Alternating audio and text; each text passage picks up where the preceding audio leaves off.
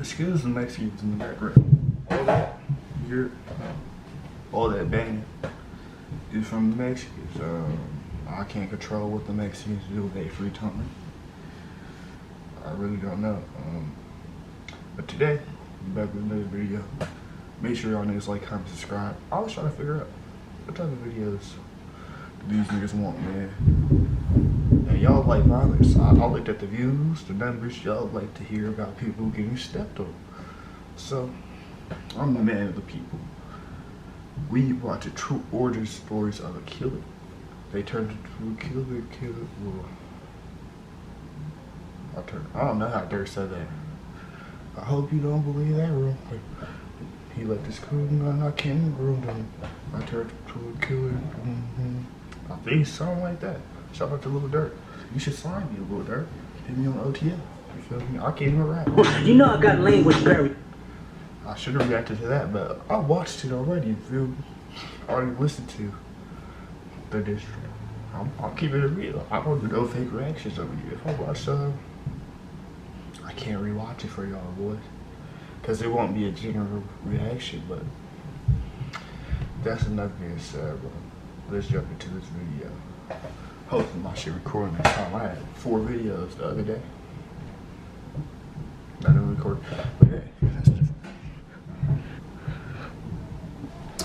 I'm over exaggerated. It was like 2. But look, let's get into it. Screen recording. 3, 2, 1, go. Plan right now.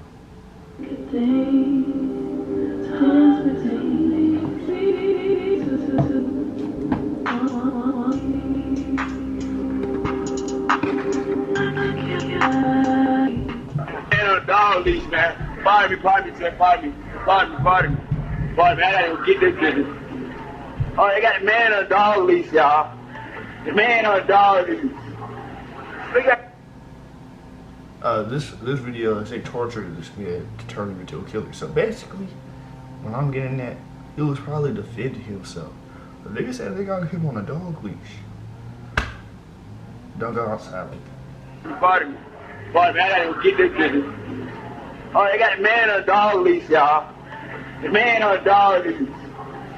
Look at this. This was going on with you too. In this short clip, you will see 17-year-old Cortez Berry the day before his birthday being tortured and humiliated by the gangster disciples. Get it, boy.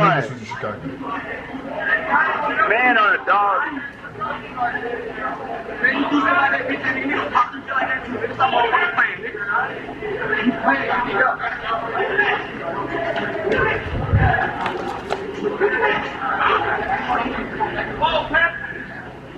Yeah, I'm not gonna lie, bro. They gonna have to transfer me. How are they gonna do that, dog? I'm taking the King's Arm. No. Shit, it's getting wicked like that. I might take the arm, bro. You feel me? But just go in there and sock somebody in front of this else. Say, fuck it. You get it in the worst way. They got you with the dog leash on. I'd still like stabbing somebody. I would have shot up the face. They ain't got guns in jail. This is how schools get shot up. I don't condone none of that. But hey, I don't know. This is a tough situation.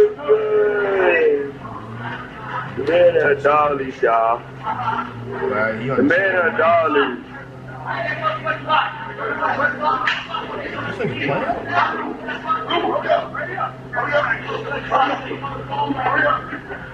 Now, how did he end up in this situation?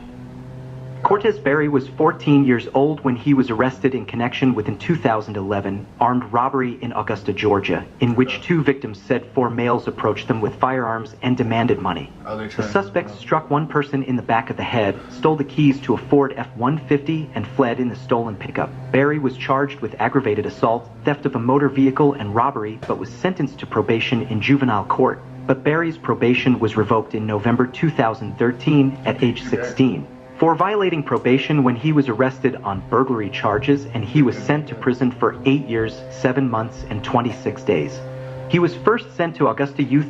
Y'all niggas need to learn how to sell drugs or something, because all this robbery shit y'all get like that stuff, you done got locked up already. You gotta change your life, nigga. You gotta get a pack and move it and get somebody by yourself. You can't continuously rob niggas. Your money gonna run out.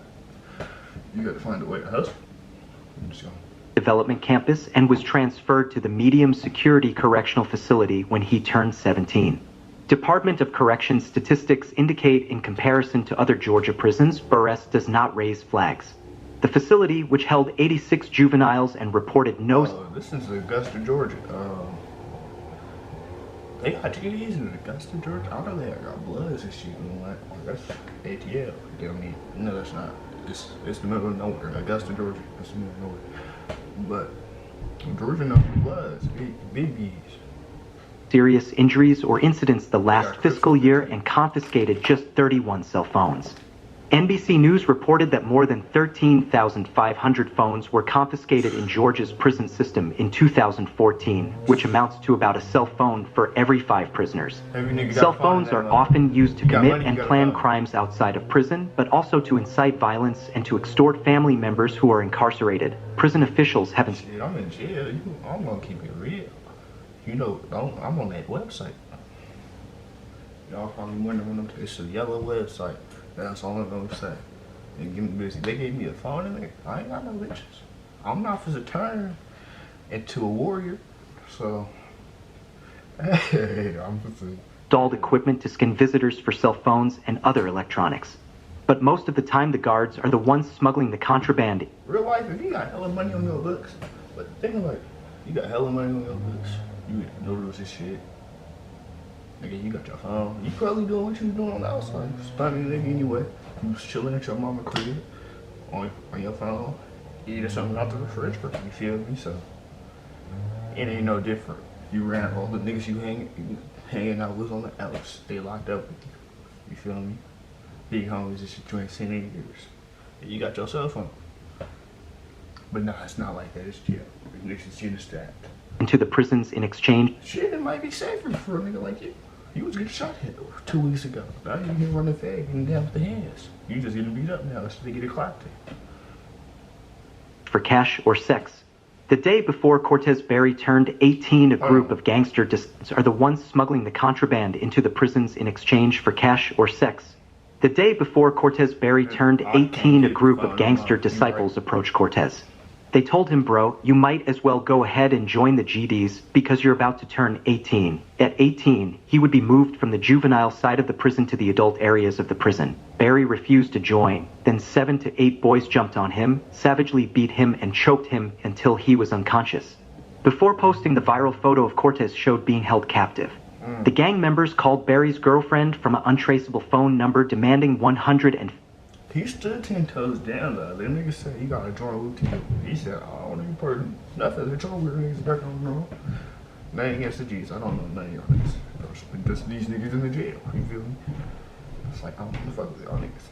And then they end up jumping him on some other shit. We're just not fucking with them. I wouldn't fuck with them niggas if they like that.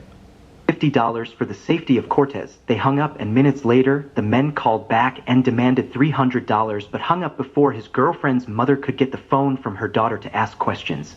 Shortly after the calls, the girlfriend found the cell phone photo on Facebook of Berry beaten and being held captive in a cell. Damn. In the photo, Cortez Berry is shirtless and kneeling on the ground with his left eye swollen shut. I don't know what to do. Girl, can you tell for me? I don't want to use my credit up in the cell. You gotta tell the CO, man. This is not right. I'll finish shit. You might have to go to tour. I mean, not on no gay shit. Not on no gay shit. You might have to go get PC'd up. Let me stop making. And 2 men standing behind him.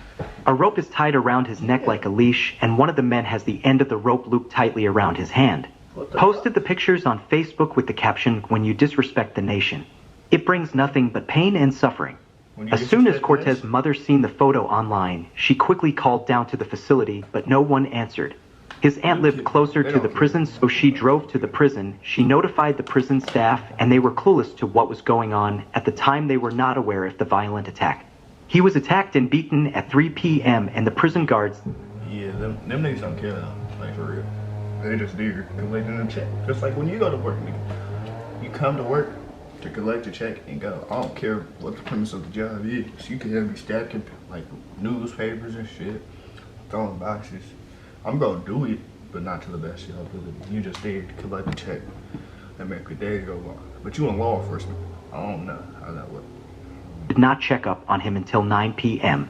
The prison guards had no clue what had happened to Cortez, and when the prison staff found out about the situation, Cortez was separated and put into protective custody, and both of the men standing behind Cortez in the photo were transferred to another prison.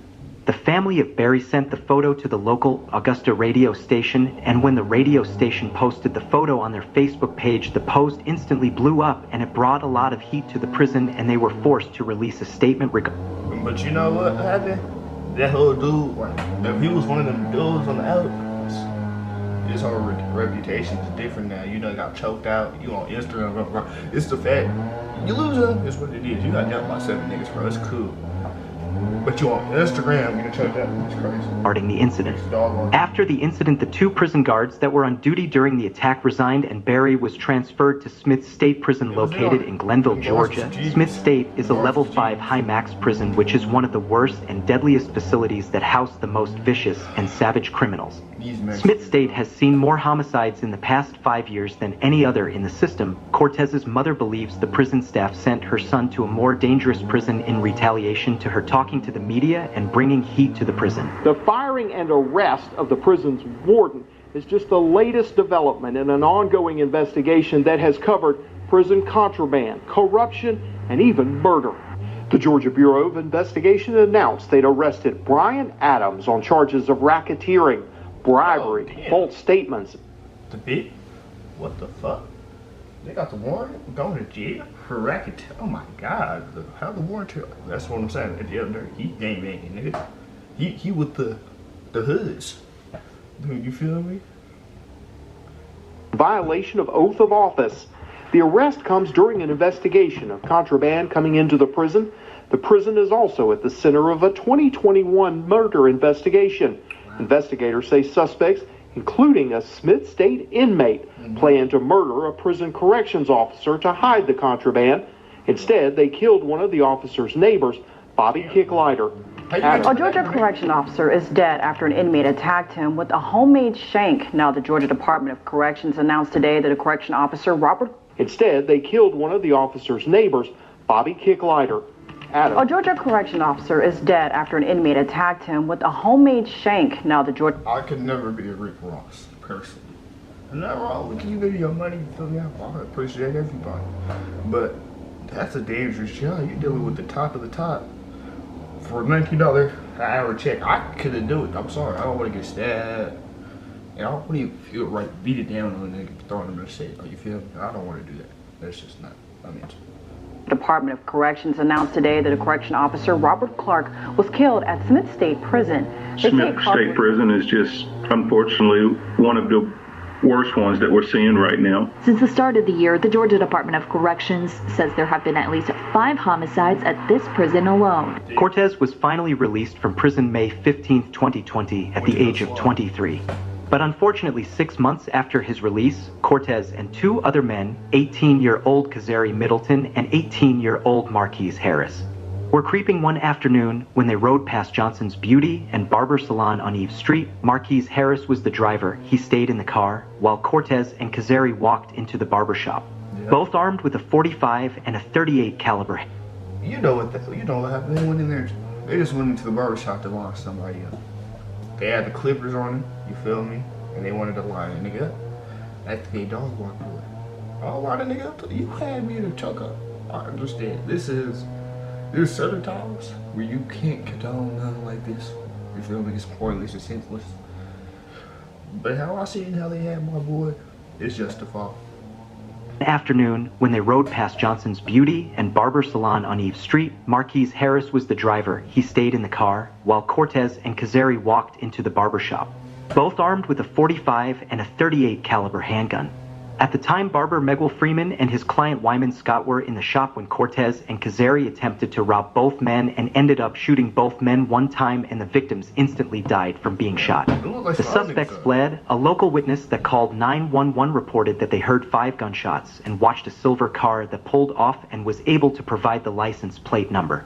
The car was eventually pulled over with Cortez Berry not inside. Police found a .38 caliber handgun under the seat where Middleton was sitting.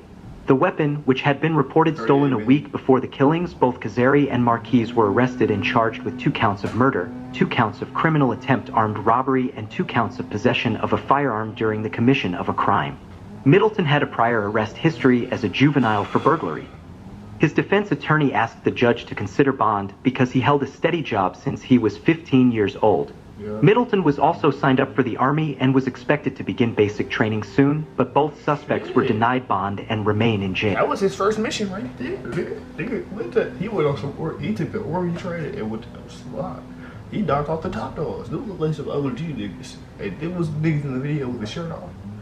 It's justified. If it's one of them niggas in connection with, it's justified. But if it's an innocent old nigga, keep him in the jail, bro. Just throw the key away. You know what to do. Yeah, he went on a military mission for sure. He went on a strike. Fucking drill. Cortez had been on the run until he was caught a few months later in January of 2021. He was charged with 2 counts of murder, felony criminal attempt armed robbery, possession of a firearm during a crime, and parole violation. While Middleton and Berry denied any involvement in the killings, Harris told investigators the barbershop robbery was Berry's idea. Are you tough? Harris and parole violation. While Middleton and Berry denied any involvement in the killings, Harris told investigators the barbershop robbery was Berry's idea. Harris said he was driving and waiting outside in the car while Berry and Middleton went inside. He heard several gunshots, then Berry and Middleton came out, got into the car, and he drove off. All 3 suspects remain in the Richmond County Jail waiting for trial and sentencing. They possibly all face a sentence of life without the possibility of parole.